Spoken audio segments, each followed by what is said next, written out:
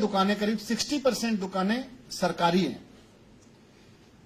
यहां बहुत चोरी है, यहां ब्रांड पुशिंग होती है, यहां टैक्स की भी चोरी देखी गई, हमने स्टडी किया।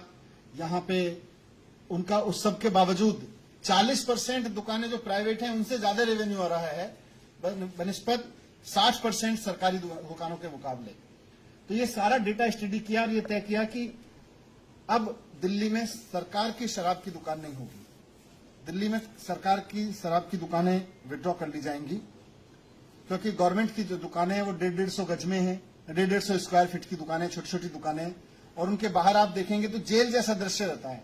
आमतौर पे वो खिड़की का दरवाजे जो है उसके सेलिंग काउंटर होता है, वो सड़क पे होता है आमतौर पे, और वहां एकदम जेल की तरह से लाइन लगी रहती है। तो वो हमने बंद करने का निर्णय लिया है।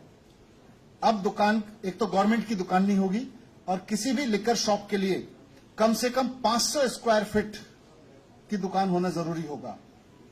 उसके लिए यह भी जरूरी होगा कि उसका कोई भी काउंटर सड़क की तरफ नहीं खुलेगा, क्योंकि अभी सरकारी दुकान शराब की दुकान की बात करो तो बाहर एक खिड़की जिसमें से कुछ लोग हाथ डाल डाल के शराब ले रहे हैं, वो नजारा नजर आता है। ये बंद हो जाएगा दिल्ली में नजारा। 500 स्क्वायर फुट से नीचे कोई शराब की दुकान नहीं होगी, बाहर खड़े होकर कोई शराब नहीं बिकेगी। जो काउंटर होगा वो अंदर होगा, सेल काउंटर से लेके पिकअप सब कुछ अंदर होगा, बाहर से वो शराब नहीं बेच सकेगा।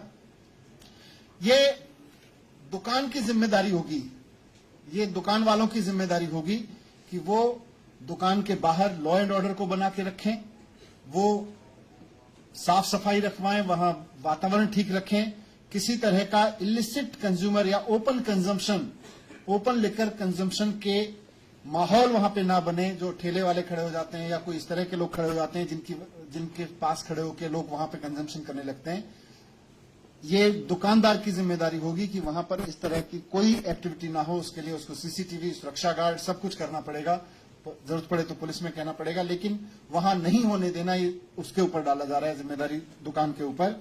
अगर ऐसा नहीं कर पाया तो फिर उसके लिए उसका रिकॉर्ड खराब होगा और उसको आगे से दुकान चलाने में दिक्कत आ सकती है।